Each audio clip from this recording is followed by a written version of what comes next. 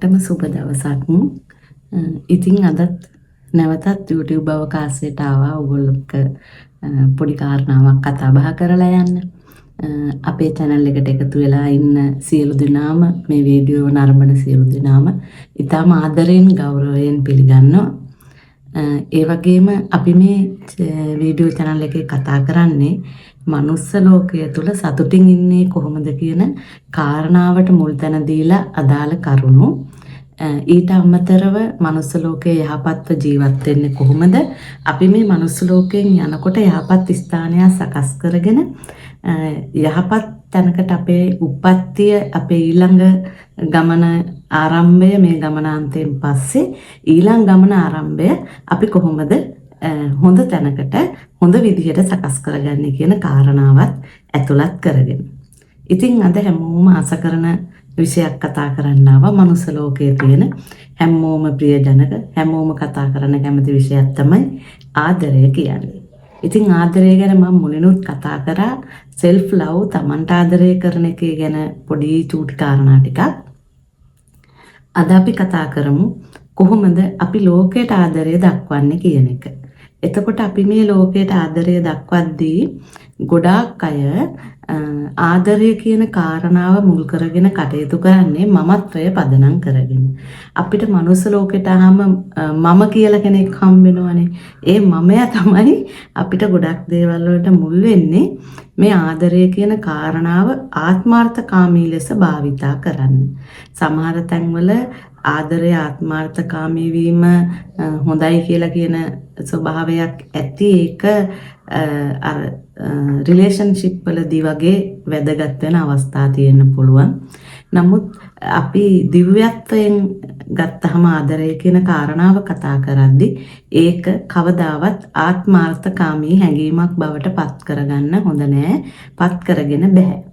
අපි මේ මිනිස්සේ ලෝකයේ සියලුම මිනිස්යන් කෙරෙහි අපි තුල තියෙන ආදරය නැත්තම් මේකට ලස්සනම වචනයක් තමයි ප්‍රේමය. මේ ප්‍රේමය කොහොමද මනුස්ස ලෝකයේ තුල අපි පරාර්ථකාමීව අර මම කියන කෙනාට මුල් තැන නොදී මිනිස්යන් සමග බෙදා හදාගන්නේ කියලා අපි තවදුරටත් කතා කරගෙන යමු. එතකොට මේ කතාව කාරණාව කතා කරද්දී අපි ගොඩාක් ආදරේ මුල් කරගෙන තියෙන්නේ මම කියන කාරණාව මත. මට ආදරේ අයට විතරයි මම ආදරේ. මං කියන දේ අහන අයට විතරයි මම ආදරේ. මං කියන විදිහට මං ආදරය කරන අය ඉන්න ඕනේ. ඒ වගේ ආත්මార్థකාමී කරුණු ගොඩක් අපි මේකට මැදිහත් කරගෙන යොදාගෙන භාවිතා කරගෙන තියෙනවා. එතකොට මං කියන විදිහට ඉන්න කෙනාට තමයි මගේ ආදරය දිය යුත්තේ කියන කාරණාව. ඒ වගේම එවැනි ආත්මార్థකාමී හැඟීම්. ඊට අමතරව අපි දැකලා තියෙනවා මල ගෙදරකට එහෙම ගියාම ගොඩක් අය අඬන්නේ ඔයා නැතුව මට ඉන්න බෑ. මං කොහොමද ඉන්නේ? එතකොට එතනත් මම කියන එක මුල් කරගෙන තමයි මේ අපිට දුක ඇති වෙලා තියෙන්නේ. මට තව කෙනෙකුගෙන් වෙන ප්‍රතිලාභ ටික මට තව කෙනෙකුගෙන් ලැබෙන දේවල් ටික නැතුව ගියාම මට ඇති වෙන වේදනාව තමයි අපි මේ ආදරය කියලා ගැට ගහගෙන බැඳගෙන තියාගන්න හදන්නේ. නමුත් ඇත්තටම ආදරය කියන්නේ අපි තව කෙනෙක්ව අපි තුල හිර කරගෙන අපි කියන විදිහට තියාගෙන මගේ දේවල් මගේ සිතට දුක එන්නේ නැති කරුණු කාරණා ටික එයාගෙන් සකස් කර ගැනීමට නෙමෙයි. අපි ආදරය කියන්නේ තව කෙනෙකුට නිදහසේ ඉන්න දෙන, තව කෙනෙකුගේ හැඟීම් වලට ගරු කරන, එයාගේ ඕනෙම දෙයකට මුළු හදවතින්ම උදව් කරන්න පුළුවන් කැමති පරාර්ථකාමී හැඟීමකට. එහෙම ආදරයක් කවදාවත් කියන්නේ නැහැ ඔයා මං කියන විදිහට ඉන්න. ඔයා මට ආදරේ නම් විතරයි මම ආදරේ. එහෙම චේතනා, එහෙම හැඟීම් එවැනි දිව්‍යමය ආදරයකට එන්නේ නැහැ. ඒ වගේ දිව්‍යමය ආදරයවල් මනුස්ස ලෝකේ හරි විරලයි. එහෙම පවතින්නේ නැහැ. ගොඩක් අය ආත්මార్థකාමී ලෙස තමයි ඔය ආදරය කියන වචනය විග්‍රහ කරන්නේ. නමුත් එහෙම දුර්ලභ මිනිස්සු මේ ලෝකේ ඉඳලා තියෙනවා. දැනුත් ඉන්නවා ඇති දුර්ලභව. ලෝකයට ඒ ආදරයට තමයි කියන්නේ කරුණාව සහ අපේ හදවතේ ඇතිවන උතුරා යන මෛත්‍රිය. අපි තව කෙනෙකුට අපේ හදවතෙන් මෛත්‍රී හැඟීමක් යනවා නම් උතුරා යන සෙනෙහසක් ඇති වෙනවා නම් අපිට එතෙන්දී එයා කෙරෙහි එයා අපිට ආදරය කරන්න ඕනේ. එයා මං කියන විදිහටම ඉන්න ඕනේ. එයා මං කියන දේ මහන්න ඕනේ.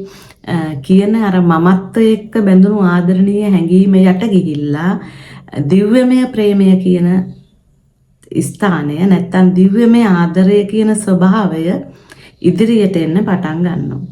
අන්නේ දිව්‍යමය ආදරය අද ඉඳන් අපි ප්‍රගුණ කරන්න පටන් ගමු. අපි මනුස්ස ලෝකයට ඇවිල්ලා අපි මිනිස්සු වශයෙන් මේ මනුස්ස ලෝකයේ ඉන්න අපි එක්ක සමගාමීව උප්පත්ති සකස් කරගෙන ඇවිල්ලා ඉන්න අනෙක් මිනිසුන් දෙසත් දිව්‍යමය ප්‍රේමයකින් දිව්‍යමය ආදරයකින් බලන්න පුරුදු වුණොත් ඔයත් ඇත්තටම මේ ලෝකයට ආපු අති දුර්ලභ මිනිස්සෙක් වෙනවා නොඅනුමානයි.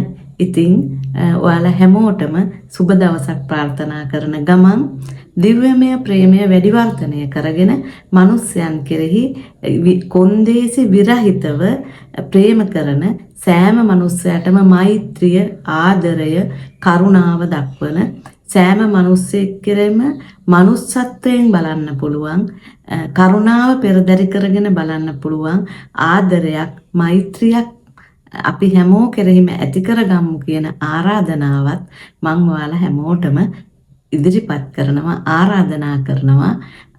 අපිත් එක්ක එකතු වෙන්න ඉදිරියටත් අපි මේ වගේ දේවල් ටික ටික සාකච්ඡා කරන්න බලාපොරොත්තු වෙනවා. ඕගොල්ලෝ හැමෝටම සුබ දවසක්.